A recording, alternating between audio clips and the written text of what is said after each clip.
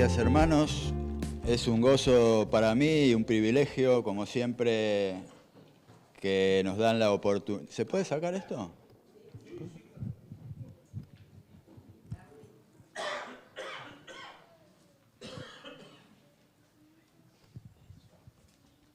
Soy un poco inquieto, por eso me gusta más moverme. Y bueno, ya un poco nos presentó el pastor.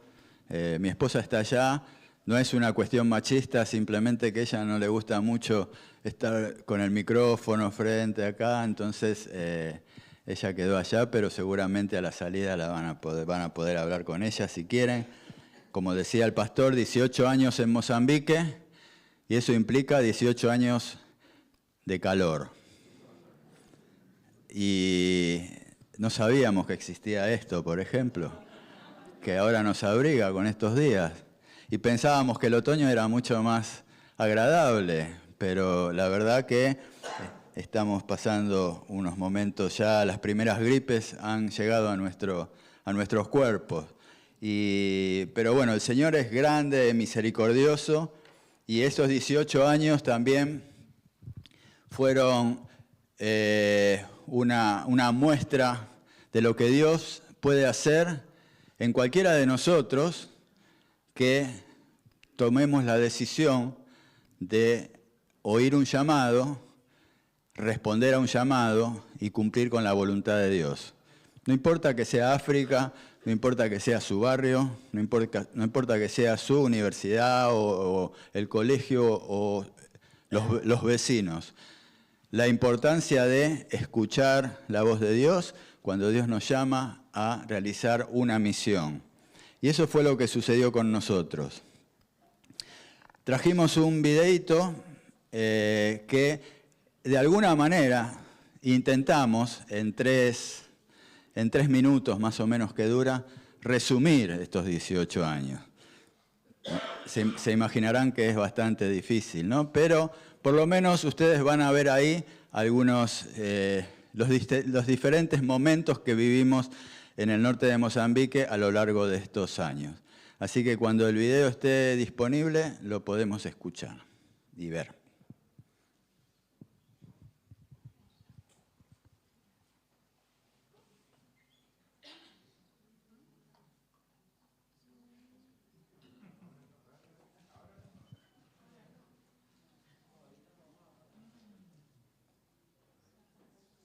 Queremos compartir con ustedes un video que resume lo que Dios nos permitió vivir y hacer durante nuestro tiempo de ministerio en Mozambique. Queremos invitarlos a mirar este video, no solo con nosotros. Parece que no lo vamos a poder ver, vamos a poder escuchar, pero la verdad que si escuchamos lo que dice... Ahí está, gloria a Dios. Nos permitió vivir y hacer durante nuestro tiempo de ministerio en Mozambique. Queremos invitarlos a mirar este video no solo con los ojos, sino también con el corazón. Lo que están viendo son imágenes sencillas, pero detrás de cada una hay una historia, una oración y una obra que Dios está haciendo. Mozambique, una tierra con muchas necesidades, pero con corazones abiertos. Cada paso que dimos allí fue un acto de fe, confiando en que Dios ya estaba obrando antes de que llegáramos. Los niños, jóvenes y familias no son solo personas que conocimos, son vidas amadas por Dios. Muchos de ellos escucharon el Evangelio quizá por primera vez, otros fueron afirmados en su fe y todos nos recordaron que el mensaje de Cristo sigue transformando vidas, sin importar la cultura o el idioma. La capacitación bíblica de obreros y líderes, el discipulado y la alfabetización refleja el trabajo junto a la iglesia local, caminando juntos, edificando, animando y siendo animados. No fuimos a llevar a Dios porque Él ya estaba allí, fuimos a servir y a ser parte de lo que Él está haciendo. Hay imágenes de alegría, de sonrisas, pero también de realidades difíciles. Mozambique nos mostró la necesidad, pero sobre todo nos mostró la esperanza que hay cuando Cristo es anunciado. En medio de la escasez vimos fe y en medio de las pruebas vimos gratitud. Mientras vemos estas imágenes de Mozambique, recordamos que el llamado de Dios no tiene fronteras. La misión que Él nos mostró allí es la misma que hoy nos desafía aquí, en nuestra propia tierra. En nuestro país hay pueblos originarios que todavía enfrentan una barrera profunda: no saber leer ni escribir en su propia lengua materna. Y cuando una persona no puede leer, también se le dificulta el acceder a la palabra de Dios, a la educación y a nuevas oportunidades. Este video nos recuerda que la obra del Señor sigue avanzando cuando la iglesia dice sí. Hoy ese sí puede tomar una nueva forma: orar, apoyar y ser parte de un proyecto de capacitación bíblica y de alfabetización en lenguas originarias. Aquí, en Argentina, la misión continúa. Cambia el lugar, cambia el contexto, pero el llamado es el mismo.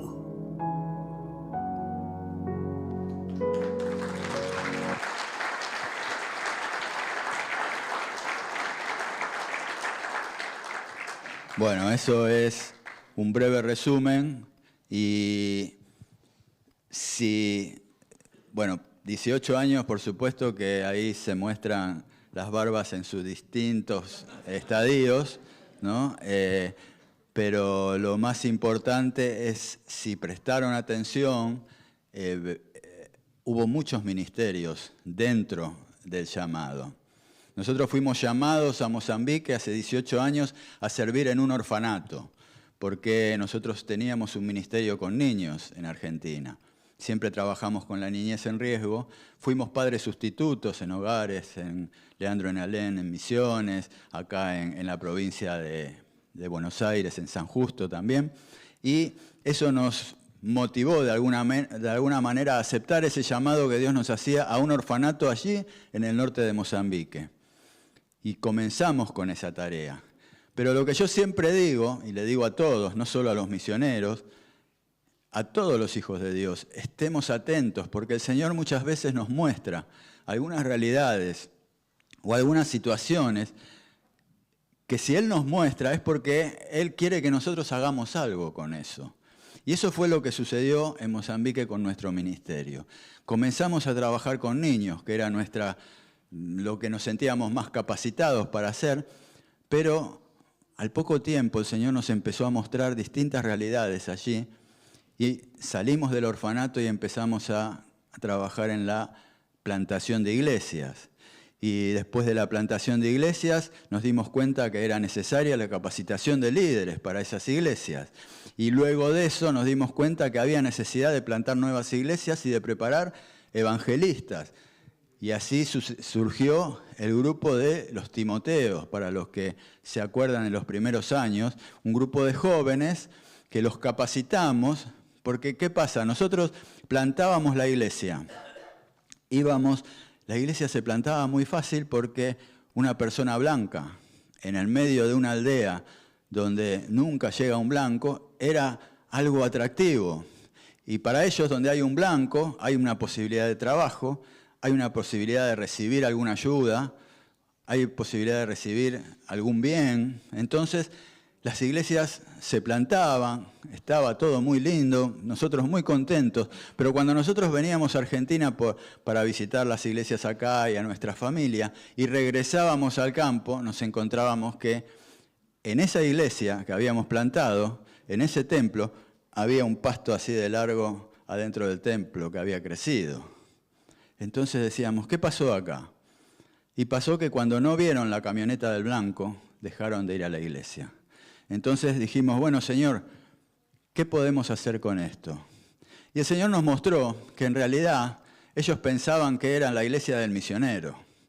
Entonces, cuando el misionero no está, la iglesia no tiene que estar. Lo que nos mostró la palabra de Dios es que en realidad la importancia era prepararlos a ellos para que ellos planten la iglesia y que no estén esperando a un blanco, sino que ellos mismos la planten. Y eso es lo que hicimos con este grupo Los Timoteos. Los mandábamos de a dos en dos, como dice la palabra, a las aldeas. Ellos visitaban, hablaban con la gente, plantaban la iglesia y después nosotros podíamos ir a visitar esa iglesia cuando ya estaba fundada. Realmente eso creció, pero también nos dimos cuenta que necesitábamos capacitarlos bíblicamente porque no hay capacitación bíblica. Entonces surgió la idea de capacitar obreros, líderes y demás para fortalecer la iglesia. También la necesidad del discipulado, porque capaz había iglesias con mucha gente, pero pocos discípulos. No sé si les suena, porque eso también muchas veces sucede en las iglesias de aquí. Entonces es importante discipular a la congregación a través de estudios bíblicos, a través de que ellos reconozcan que ser cristiano es mucho más que venir a las reuniones y a todas las reuniones que puede haber en todos los días de semana. Y lo que implicaba ser cristiano, que no es una tarea fácil, Entonces, así comenzamos a trabajar en las iglesias se fortalecieron, dijimos buenísimo. Y después, ¿qué pasó? Pasó que estuvimos en contacto con los traductores de la Biblia y había muchas Biblias traducidas. Pero ¿qué pasa? Cuando le entregábamos la Biblia traducida a algún hermano de la iglesia decía, no, pero no sabemos leer. Entonces eso nos hizo ruido y dijimos, bueno, puede ser que en esta aldea ocurra eso, ¿no? Las Biblias estaban en cajas después de años y años de trabajo de traductores. Fuimos a otras aldeas y pasaba lo mismo. Cuando hablo de aldeas diferentes, hablo de comunidades diferentes, de tribus diferentes. Y tenían la Biblia y no sabían leer y estaban en cajas. Y bueno, ¿qué podemos hacer con esto, Señor? Nuevamente la pregunta. Y el Señor empezó a abrir puertas. Vinimos a Argentina, conocimos una organización, una agencia que se llama Letra. No sé si alguno lo sintió nombrar, si no, les digo que existe y es una agencia o una organización que Letras es una sigla que significa Latinoamericanos en Traducción y Alfabetización. Los conocimos a ellos nos dieron una primera capacitación, pero había que viajar a Perú a capacitarnos a un nivel terciario para poder estar bien capacitados para la tarea que venía por delante, que era la alfabetización, que era lo que a nosotros nos interesaba. Nosotros queríamos sacar esas Biblias y esos Nuevos Testamentos de las cajas para entregárselos a ellos y para que ellos puedan leer la palabra de Dios en su lengua, algo que ellos no creían que podía ser. Entonces fuimos a Perú, gracias a también las iglesias, las mismas iglesias que nos apoyaban en Mozambique, tomaron la decisión de apoyarnos para capacitarnos en Perú. Allí nos capacitamos y regresamos al campo. Y así empezamos desde el año 2017 hasta el año pasado haciendo programas de alfabetización. ¿Qué quiere decir eso? ¿Que alfabetizábamos nosotros? No. Nosotros capacitábamos alfabetizadores locales de cada tribu para que ellos puedan alfabetizar a su pueblo. Y de esa manera se corría la alfabetización dentro de las aldeas y fue, la verdad, una tarea impresionante que el Señor hizo a través nuestro. Realmente fue uno de los ministerios que más agradecidos estamos al Señor, porque alfabetizar no es solamente aprender a leer y a escribir. Alfabetizar implica mucho más para la persona que logra ser alfabetizada. Y hay testimonios miles. Y hay también algo que es muy importante, que es ver a esos alumnos cuando comenzaba el curso de alfabetización y verlos a los 6 meses cuando recibían un diploma honorífico porque ya estaban alfabetizados, cómo había cambiado su vida. Porque la alfabetización también transforma vida. Una persona que no sabe leer y escribir se siente rechazada, se siente sola, siente que no puede incluirse en la sociedad. Y eso fue algo que para nosotros también fue muy importante. Trabajar con esas personas y fue algo que nos ha emocionado toda la vida y todavía vemos las fotos y también nos sigue emocionando. Pero lo que quiero decir con todo esto es que durante estos 18 años hubo muchos ministerios que el Señor nos fue mostrando. Y la pregunta era siempre la misma. Señor, ¿qué podemos hacer con esto? Porque nosotros sabíamos qué podíamos hacer con los niños. porque fue nuestra tarea. Pero si el Señor nos llamaba a plantar iglesias en Mozambique, no íbamos a responder ese llamado, porque no estábamos capacitados para plantar iglesias.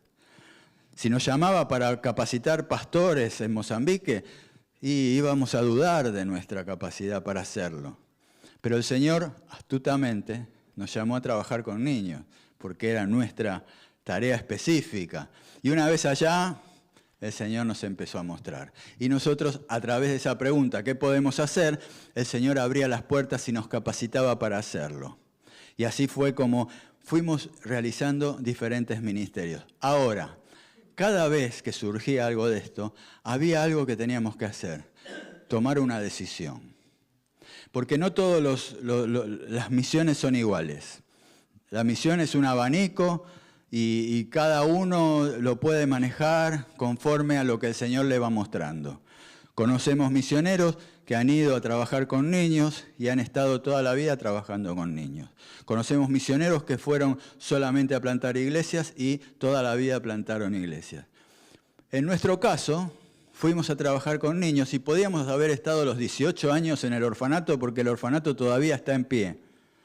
Pero sin embargo, escuchamos la voz de Dios y dijimos, bueno, Señor, ¿qué podemos hacer? Y las puertas empezaron a abrir. Y esas decisiones que teníamos que tomar a veces nos hacían ruido porque decíamos, ¿estaremos haciendo bien? ¿Estaremos haciendo bien saliendo del orfanato? ¿Estaremos haciendo bien cambiando algunas cosas? Bueno, el Señor, la respuesta a eso, estaremos haciendo bien, la da el Señor cuando vos empezás a ver que las puertas se abren, que los caminos se allanan y vos podés hacer las cosas conforme a los propósitos de Dios.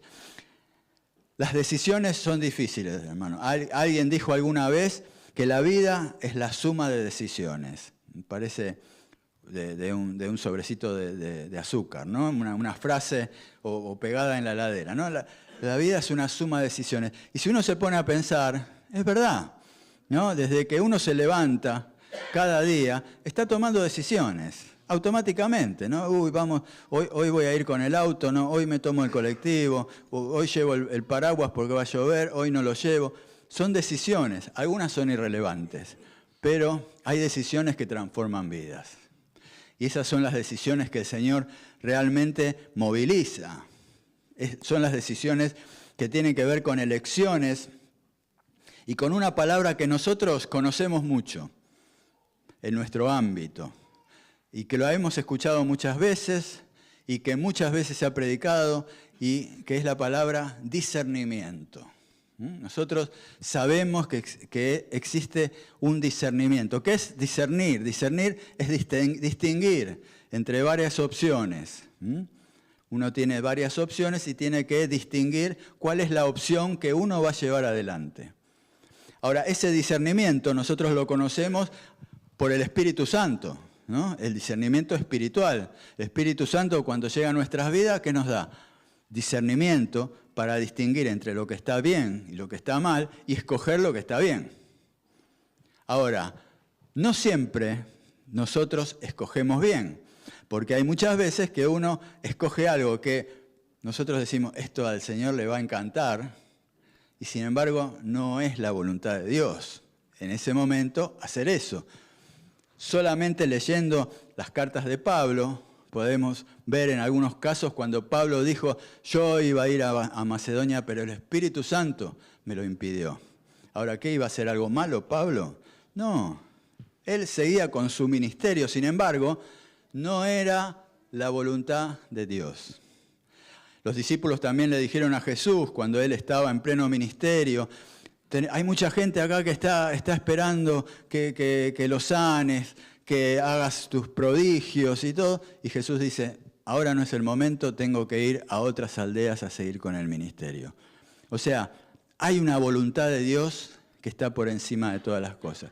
Y a veces erramos, aún queriendo hacer cosas buenas, y porque no es la voluntad de Dios. Y nos damos cuenta en el camino, no está mal errar a veces en algunos casos, cuando vamos a hacer algo bueno y el Señor nos muestra que no es su voluntad. Pero tenemos que reconocer eso, tenemos que reconocer que si no es su voluntad, tenemos que cambiar el rumbo.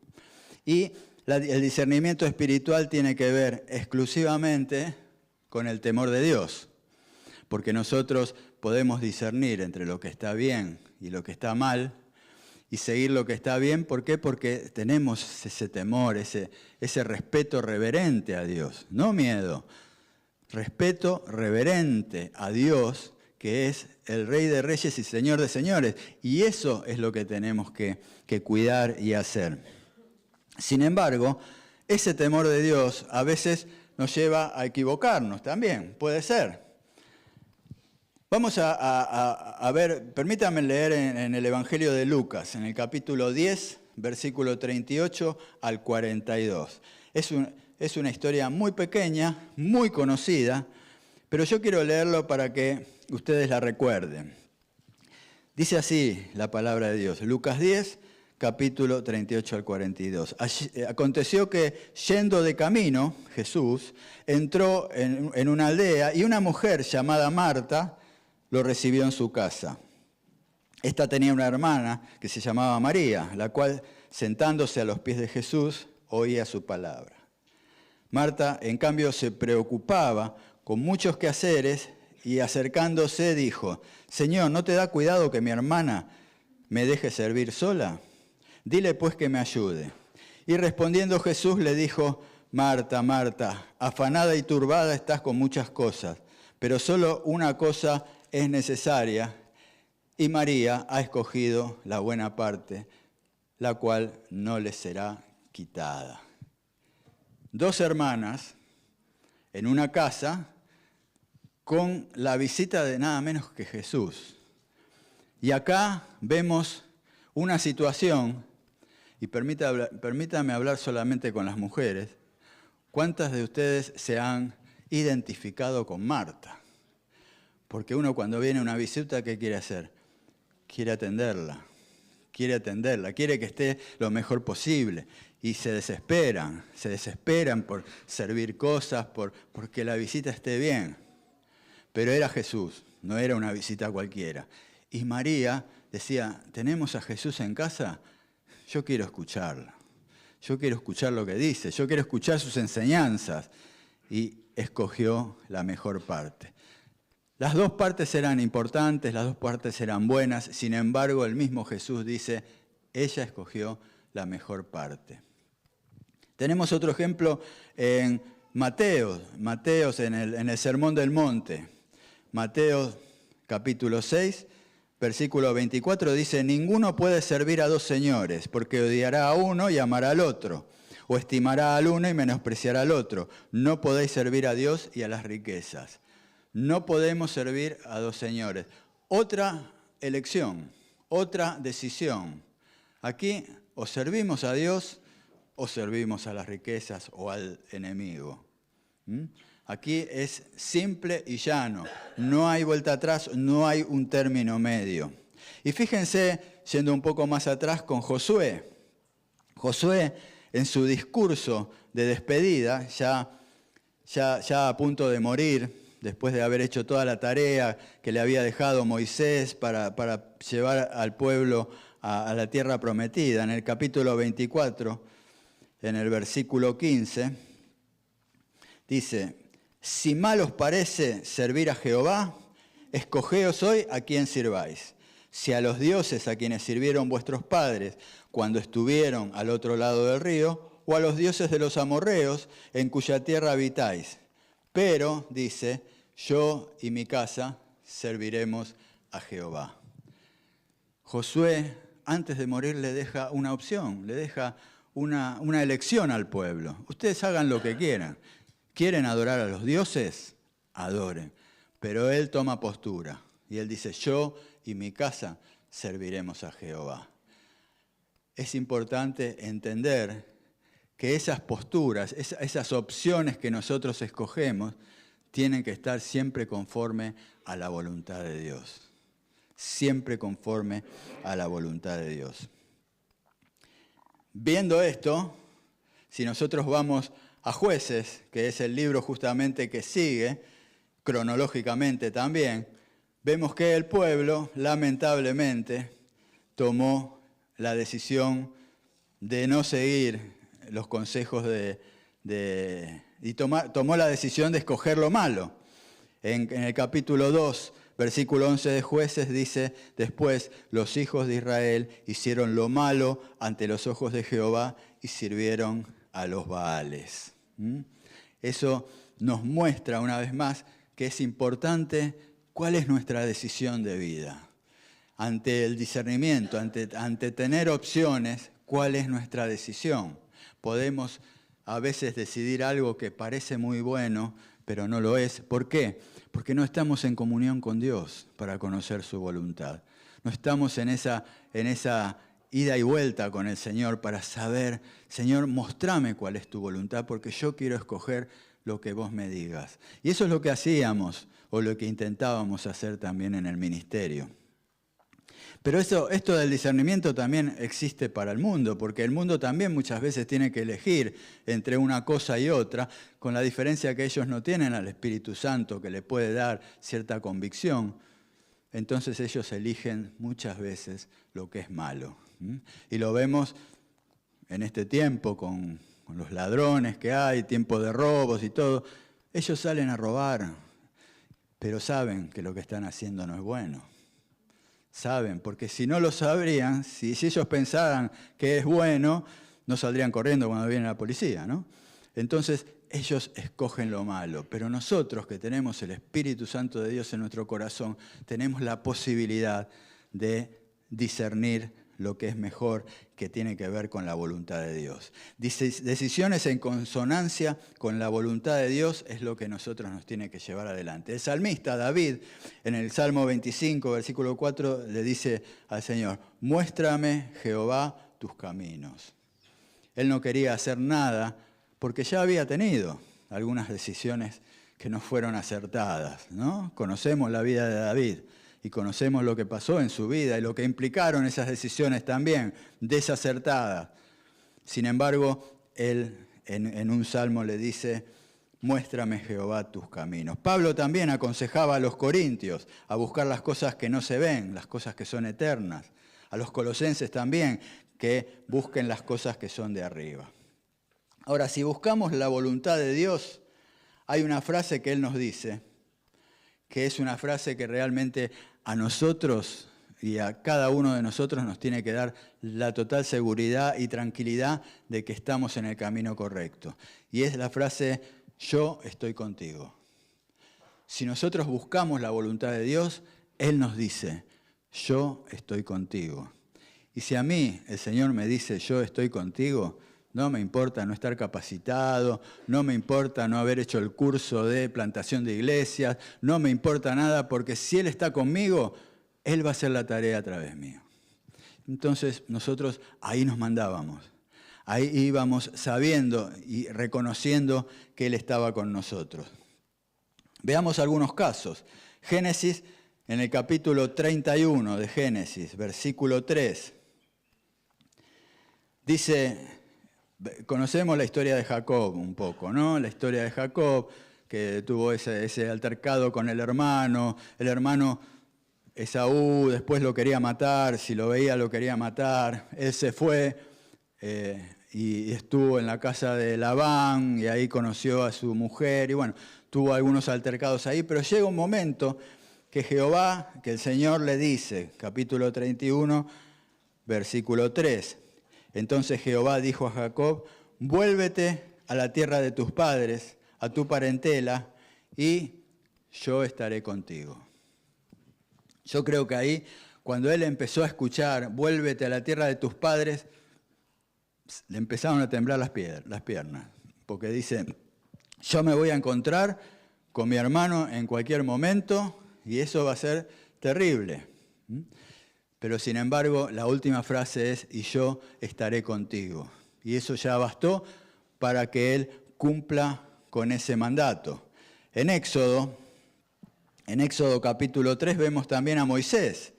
El tema de Moisés también, que Moisés, y yo no sé si voy a poder sacar al pueblo, ¿por qué me elegiste a mí? Yo soy un hombre con problemas al hablar y todo, ¿por qué me elegiste a mí? Y en el capítulo 3, en el versículo 12, dice, yo estaré contigo, y esto te será por señal de que yo te he enviado cuando hayas sacado de Egipto al pueblo. Serviréis a Dios sobre este monte. O sea, yo estaré contigo. Si Dios está con nosotros, ¿quién contra nosotros? ¿Qué es lo que nos impide hacer algo si Dios está con nosotros? Nada. Josué también, al principio, cuando él tenía que seguir los mandatos y cumplir con la tarea que Moisés no pudo cumplir, también tuvo temor, porque era una tarea importante. Sin embargo, Josué capítulo 1, versículo 9, dice, mira que te mando que te esfuerces y seas valiente. No temas ni desmayes, porque Jehová, tu Dios, estará contigo donde quiera que vayas. Siempre el Señor está con uno cuando ese uno hace la voluntad de Él. O sea, lo más importante es conocer su voluntad. Yo me acuerdo de los primeros años aquí en esta iglesia también, haciendo el estudio que decía, buscar y conocer la voluntad de Dios es lo más importante. Mi experiencia con Dios, muchos habrán conocido ese estudio. Y era la necesidad de buscar, de conocer, buscar la voluntad de Dios. ¿Para qué? Para cumplirla. Porque la voluntad de Dios, si la conocemos y no la cumplimos, es lo mismo que nada. Si la conocemos y no la cumplimos, es lo mismo que nada. ¿Qué pasa entonces? Teniendo en cuenta todo esto, pasaba que cuando nosotros veníamos de Mozambique a visitar las iglesias y visitábamos muchas iglesias, muchas veces nos pasó lo mismo. Al salir, en ese tiempo que uno está ahí afuera y que conversa con la gente, mucha gente nos decía, ¿por qué no vienen a hacer esto acá? Lo que hacen allá, ¿por qué no lo hacen acá en Argentina que se necesita? Acá también se necesita eso. Y nosotros les decíamos, nos encantaría, pero el Señor nos llamó a servir en Mozambique, por lo tanto estamos cumpliendo con el llamado. Pero eso siempre nos dio vuelta en la cabeza, ¿no? Y decir, bueno, tal vez todos estos 18 años de ministerio y de experiencia nos puedan movilizar ahora para poder hacer la tarea acá. Y vinimos, estando allá, hicimos un pequeño curso que dio la Facultad de Filosofía y Letras a través de Internet. Y ahí en ese curso nos dimos cuenta que en nuestro país hay más de 35 comunidades originarias que no saben leer ni escribir en sus lenguas, y la mayoría tienen Nuevo Testamento y Biblia. Más de 35. Yo verdaderamente no conocía ese dato, porque en Mozambique hay un poco más de 40 comunidades así, tribus. Entonces no estamos muy lejos, ¿no? Entonces dijimos, es un paso importante para poder hacer la tarea que hicimos allá, poder hacerla acá. ¿Qué pasa con esa falta de alfabetización? No les permite acceder a materiales bíblicos, que es lo que a nosotros nos interesa. Cuando nosotros hicimos allí los cursos de alfabetización era para que lean la palabra en su lengua y la comprendan. Porque nadie comprende mejor la palabra o nadie comprende mejor un texto que el que la lee en su lengua originaria. Nosotros eso capaz no lo entendamos mucho porque nosotros siempre vivimos con nuestra lengua originaria y todos nuestros libros están en español. Entonces no necesitamos. Pero imagínense, rápidamente hagamos un ejercicio de imaginación de que venga alguien y diga, bueno, a partir de ahora todo va a ser en inglés. Y en la escuela se va a enseñar inglés. Entonces todos los cultos, cuando vaya a un lugar del gobierno a hacer un trámite y todo, va a ser en inglés. Muchos de nosotros vamos a decir, no, vamos a pasarla mal, vamos a pasarla mal. Y los que no fueron a la escuela, y los que no pueden ir a la escuela y no pueden aprender inglés, ¿qué hacemos? Bueno, eso es lo que pasa con esas situaciones. Allá se hablan las lenguas originarias todo el tiempo, en la calle, en todos lados, pero cuando van a la escuela le quieren enseñar el portugués, que es la lengua oficial de Mozambique. Y los niños dicen, yo no entiendo nada, yo estoy hablando una lengua y vengo acá y me hablan en otra. Entonces, ahí viene el problema. Esta carencia no les permite acceder a materiales bíblicos, pero cuando una persona aprende a leer en su lengua, recupera su historia, su dignidad y su identidad.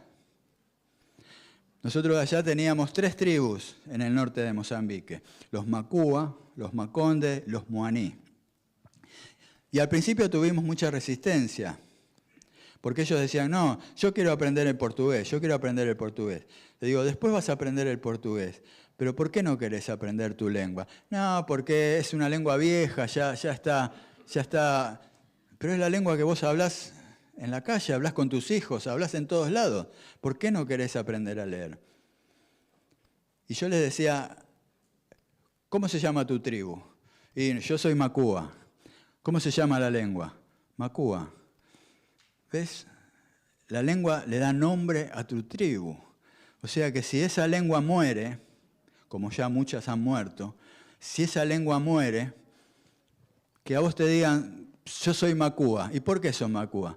Porque una vez hubo una lengua, pero ya no existe más. Entonces, dábamos a entender a las personas que así como nosotros tenemos que cuidar la creación de Dios, porque Dios nos llama a cuidar su creación, dentro de esa creación están las lenguas. Dios puso las lenguas. Dios dio las lenguas. No tenemos derecho a dejarlas morir. Y cuando no hay alfabetización en una lengua, a lo largo de los años esa lengua muere, desaparece. Y si no quedó un material escrito, un libro de alfabetización aunque sea viejo, un vocabulario, una gramática, esa lengua no se puede recuperar. Entonces, eso fue lo que motivó a la gente a decir, bueno, vamos a leer, vamos a empezar a aprender a leer en nuestras lenguas. Cuando empezaron a leer, hemos escuchado que nos decían, yo no sabía que nuestra lengua tenía gramática, que existía cómo escribir un verbo y lo que significaban las partes de un verbo. No sabía que Dios puede hablarnos a través de esa lengua, que yo puedo estar leyendo y ahora estoy comprendiendo cosas que muchos años a mí me las dijeron en portugués y no las comprendía. Es muy difícil. Nosotros hemos hecho, una de las patas de nuestras tareas de alfabetización tiene que ver con la capacitación, ¿no? El discipulado. Y nosotros hacíamos el discipulado, la gente no entendía, no entendía en portugués lo que significaban muchas palabras. Simples palabras como justificación, o la frase como nacer de nuevo. Nosotros hacíamos las preguntas, ellos no sabían responder. No le digo nada a concupiscencia, ¿no? Concupiscencia ya decían, es chino mandarín. Y ellos, sin embargo, ellos leían y estaban contentos y hasta se sabían versículos de memoria, pero no sabían qué quería decirles el Señor. Y no podemos obedecer algo que no entendemos. Si a nosotros nos dicen que tenemos que cruzar la calle cuando el semáforo está en verde, pero nos lo dicen en chino, nosotros no vamos a entender nada. Entonces, así pasaba con la palabra de Dios. Ellos leían, pero a la hora de obedecer no entendían muchas de las cosas que se les enseñaba. Así, Pueblos que Leen, que fue el nombre que nosotros quisimos ponerle al ministerio, provee herramientas para alfabetizar y discipular. Prepara el terreno para que la palabra de Dios eche raíces, porque una iglesia que conoce la palabra de Dios es una iglesia fuerte. Por eso estamos muy contentos de ver cómo acá se enseña la palabra de Dios. Porque no crean que eso ocurre en todas las iglesias. No crean que eso ocurre en todas las iglesias, y mucho menos allá en África. Y yo creo que también va a pasar lo mismo acá en las comunidades de Argentina. Entonces, para que la palabra de Dios eche raíces y para que mañana haya iglesias fuertes. Las iglesias fuertes son las que conocen la palabra de Dios y están capacitadas para que una persona se pare aquí en el púlpito y comience a hablarle y ellos reconozcan que lo que está diciendo está en la palabra. Porque, ojo, están pululando profetas, apóstoles, etcétera, etcétera, que están enseñando cualquier cosa. Y hay muchos lugares donde están esos profetas y donde van esos profetas a predicar que están llenos de gente. ¿Cuál es la falla ahí? No conocen la palabra de Dios. Si la iglesia conoce la palabra de Dios, no va a aceptar a nadie que se pare aquí y que quiera enseñar cosas que no tienen que ver con la palabra de Dios. Y eso era una cosa que nos preocupaba y que nos preocupa todavía. Allí en Mozambique hay muchos apóstoles y muchos profetas que andan dando vueltas. Como decía el video, al final del video decía, la misión continúa. Cambia el lugar, el contexto, pero el llamado es el mismo.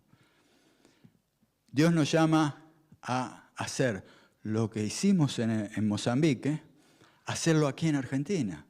Tenemos un montón de comunidades, estamos en contacto con Letra. Letra, lo primero que hizo cuando nosotros vinimos es, los queremos que trabajen con nosotros. Y queremos que ustedes sean los coordinadores de los proyectos nacionales de alfabetización. Entonces nuestra tarea, que es la misma que allá, va a ser aquí, pero en las diferentes comunidades originarias. ¿Es diferente? Tiene algo de diferencia. Nosotros vivíamos dentro de una comunidad. Nosotros vivíamos con los Macúa. Entonces trabajábamos con los Macúa y caminábamos, andábamos 30 kilómetros a una aldea y estaban los Maconde.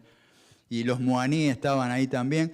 O sea, estábamos acá, vamos a tener que viajar al Chaco, vamos a tener que viajar a Misiones, vamos a tener que viajar a Salta, a Jujuy, para entrar en esas comunidades y realizar la tarea. Pero eso es lo que Dios va a hacer.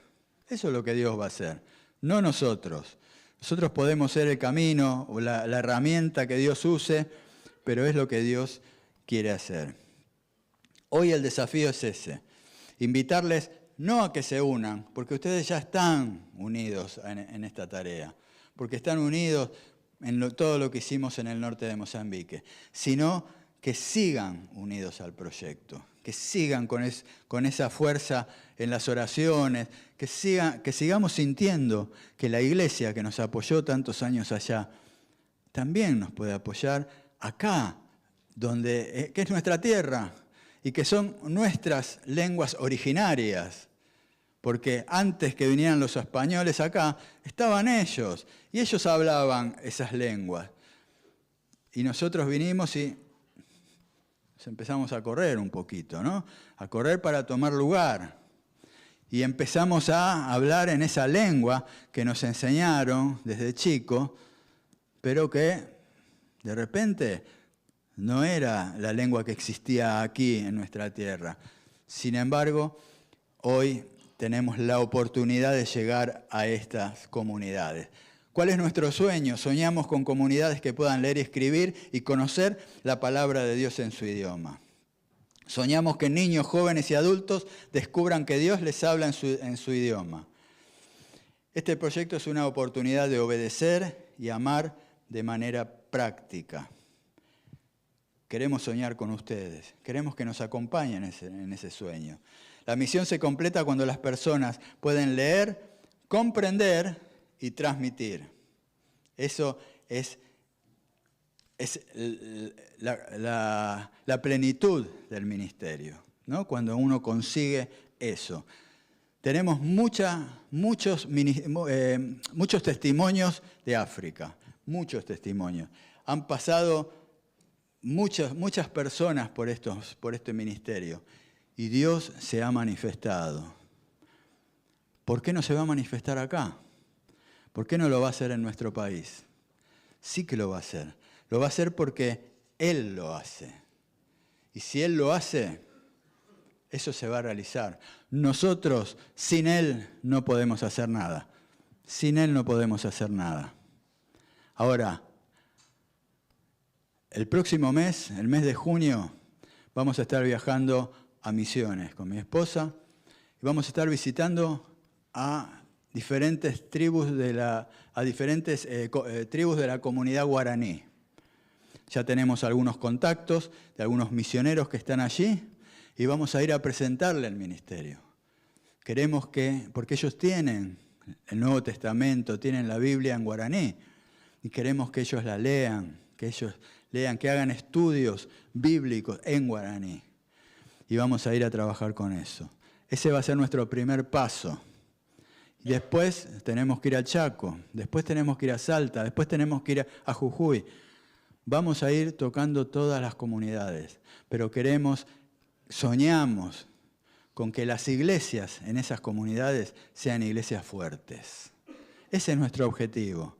No es el objetivo simplemente de que aprendan a leer y a escribir, sino que se conviertan en iglesias fuertes. Y una iglesia es fuerte cuando lee, comprende y transmite la palabra de Dios. Y eso es lo que queremos conseguir.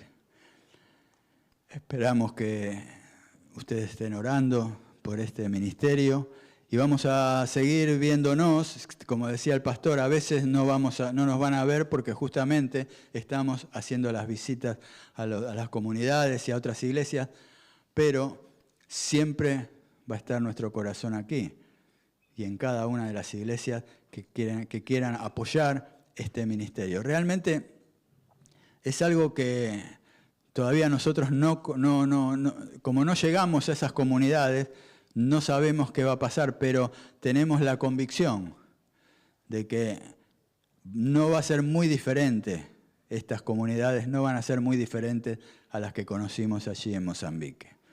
Porque en definitiva, los pueblos originarios todos se manejan más o menos de la misma manera.